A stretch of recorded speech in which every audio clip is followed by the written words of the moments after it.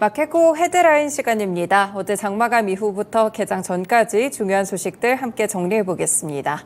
네, 첫 번째 소식입니다. 조금 전에 확인하신 대로 뉴욕 증시 오늘 혼조세를 기록했는데요. 그 가운데 나스닥 지수가 1% 상승으로 거래를 마쳤습니다.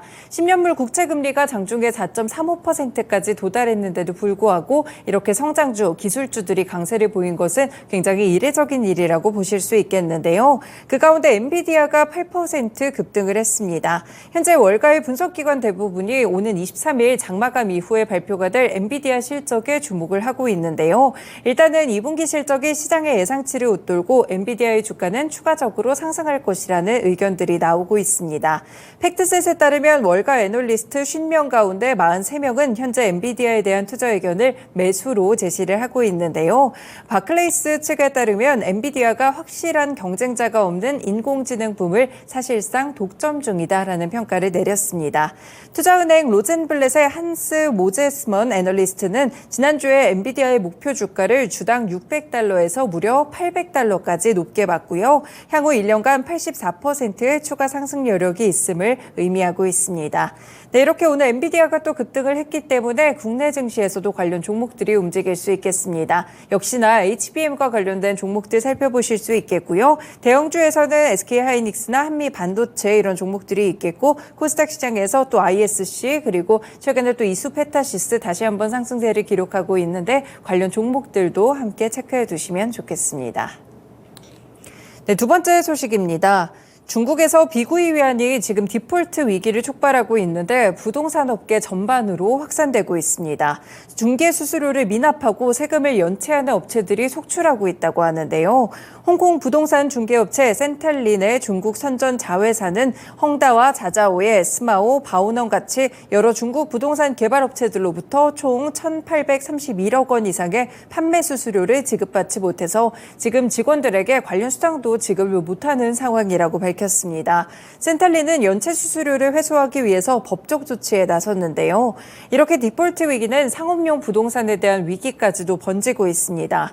중국의 오피스 빌딩 전문 부동산 개발업체 소우차이나라는 곳이 있는데요. 지난 18일 상반기 실적 발표를 통해서 자회사인 베이징왕 징소호 부동산이 토지 부가가치세와 연체료까지 3,640억 원을 체납했다고 공시했습니다. 소우차이나는 이로 인해서 7,760억 원의 은행 차입금이 크로스 디폴트 현상이 일어날 수도 있다라고 공시하고 있는데요.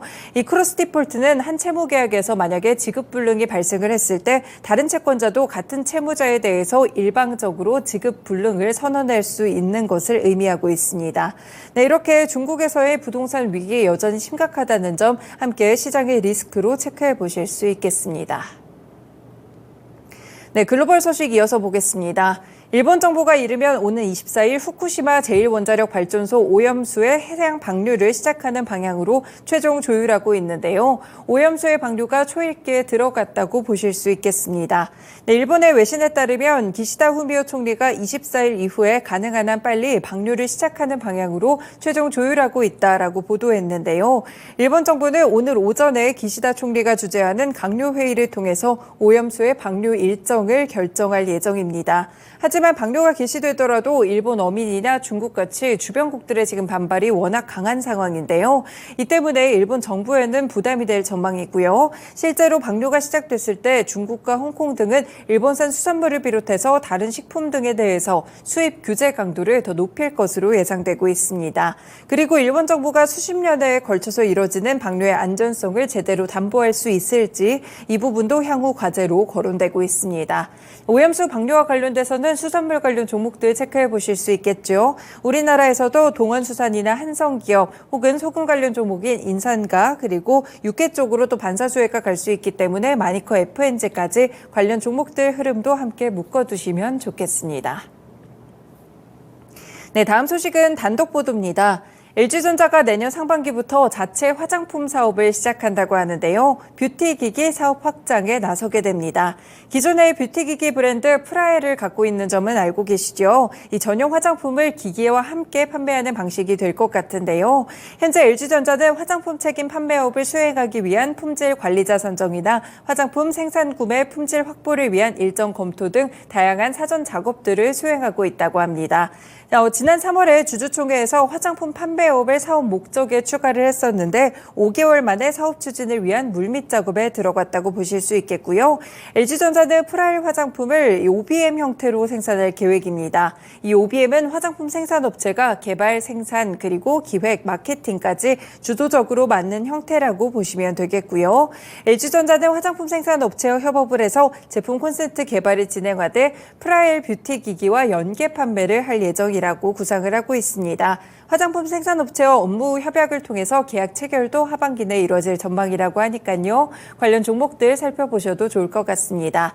네, 이와 관련이 정확히 있는지는 모르겠지만 시간 외에서도 화장품 관련 종목들이 상당 부분 좋았는데요. 물론 당사자인 LG전자도 중요하겠지만 시간 외에서 큰 폭으로 올랐던 마녀공장, 한국화장품 제조, 제이준 코스메틱 같이 화장품 관련 종목들도 확인해 두시길 바라겠습니다. 다음 소식입니다. HMM 매각을 위한 첫 단계인 예비 입찰이 말씀드린 대로 어제 마감이 됐습니다. 산업은행이 품은 지 7년 만에 매물로 나왔고요. 이렇게 사는이 인수 참여 기업을 밝히지는 않았는데 시장에서는 하림그룹과 동원그룹, LX 그리고 독일의 최대 해운사인 하팡로이드가 참여했을 것으로 보고 있습니다. 현재 기존에 좀 거론이 됐었던 SM그룹은 빠진 것으로 보이고 있고요. 인수 금액은 경영권 프리미엄을 포함해서 6조 원 안팎으로 거론되고 있습니다. HM의 인수 관건은 결국 자금력이 될 전망인데요. 이런 탓에 인수 후보자들은 재무적 투자자와의 컨소시엄을 구성해서 인수 전략을 택하고 있습니다. 이 예비 입찰에 참여한 기업들을 대상으로 8월 중에 입찰 적격자가 선정이 된다고 하니까 관련해서 또 어떤 적격자가 선정이 될지 살펴보셔도 좋을 것 같습니다.